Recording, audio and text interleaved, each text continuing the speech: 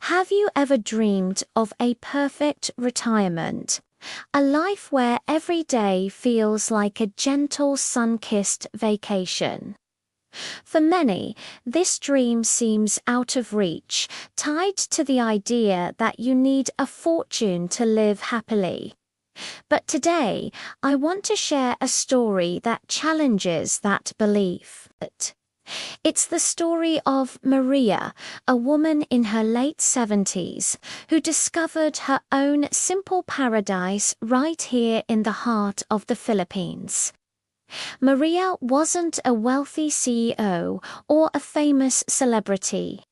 She spent her entire life as a dedicated public school teacher in the bustling, chaotic streets of Manila. After decades of shaping young minds, she finally retired, her only reliable income being her modest pension. Now, I know what you might be thinking. How could anyone live comfortably on just a pension? It's a valid question, but Maria's answer isn't found in bank statements or investment portfolios. It's found in the choices she made and the perspective she embraced.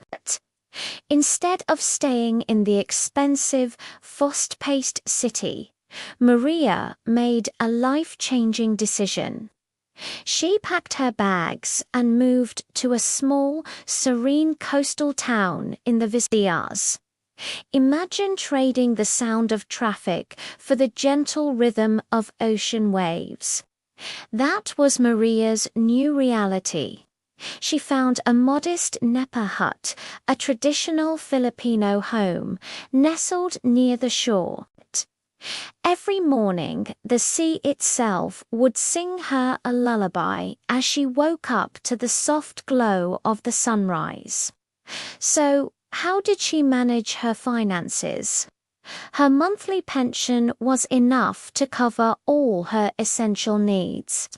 We're talking about food, utilities like water and electricity, and even a small health insurance plan for peace of mind. The key was the low cost of living in her chosen town. Life was simpler, and so were the expenses. She didn't need fancy gadgets or expensive entertainment. Her joy came from something much more profound.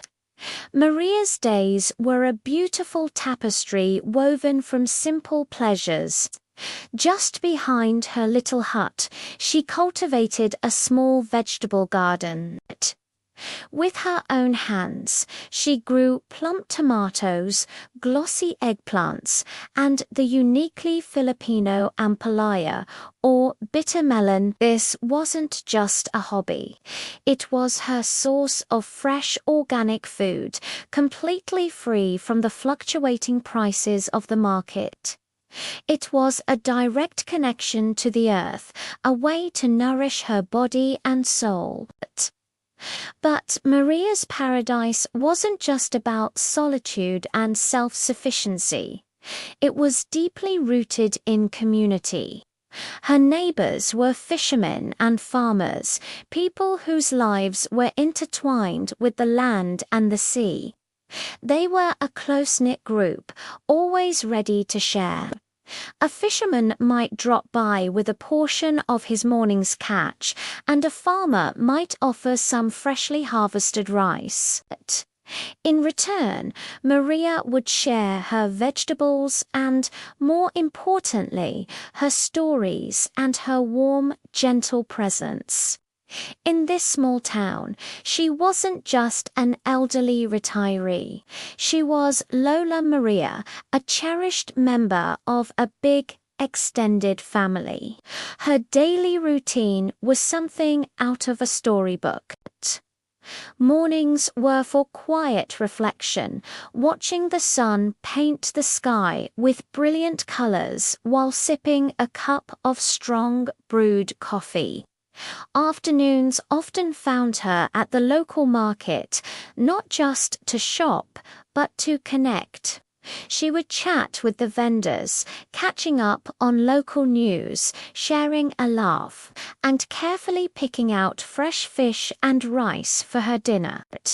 This simple act of going to the market was a social event, a way to feel the vibrant pulse of her community. One of the biggest concerns for any retiree is healthcare. But even this was manageable for Maria. A short, breezy tricycle ride was all it took to get to the local health clinic. The doctors and nurses knew her by name, and the care was accessible and affordable, ensuring that her medical needs were met without putting a strain on her pension. This accessibility was a crucial piece of the puzzle, allowing her to live without the constant worry that often accompanies aging.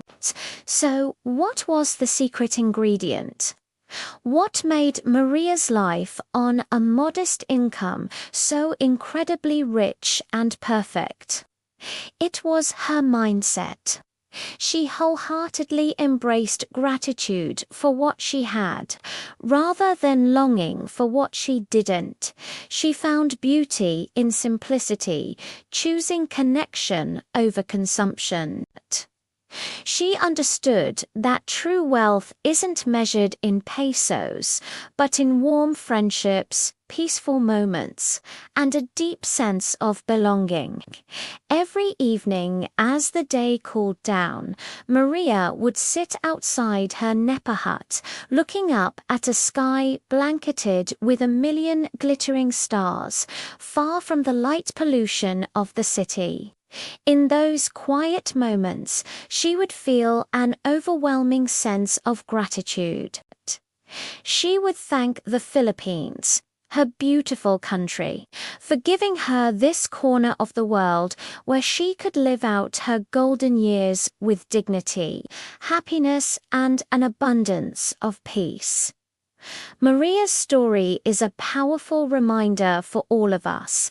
It teaches us that a happy and fulfilling retirement isn't necessarily about having more money, but about finding what truly matters. It's about choosing a lifestyle that aligns with our values. Whether that's in a quiet coastal town, a peaceful mountain village, or even a close-knit urban community. It's about cultivating gratitude, nurturing relationships, and finding joy in the simple, everyday moments that make life beautiful. Her life is a testament to the idea that paradise isn't a place you find on a map. It's a state of being you create for yourself. And sometimes the most beautiful paradise is the one built on simplicity, community, and a thankful heart. Thank you so much for watching and for letting me share Maria's beautiful story with you. If it resonated with you, please give this video a thumbs up and share it with someone who might need to hear this message. Don't forget to subscribe and hit that notification bell so you won't miss our future stories. We'd love to hear your thoughts in the comments below. What does your perfect, simple paradise look like? Until next time, take care.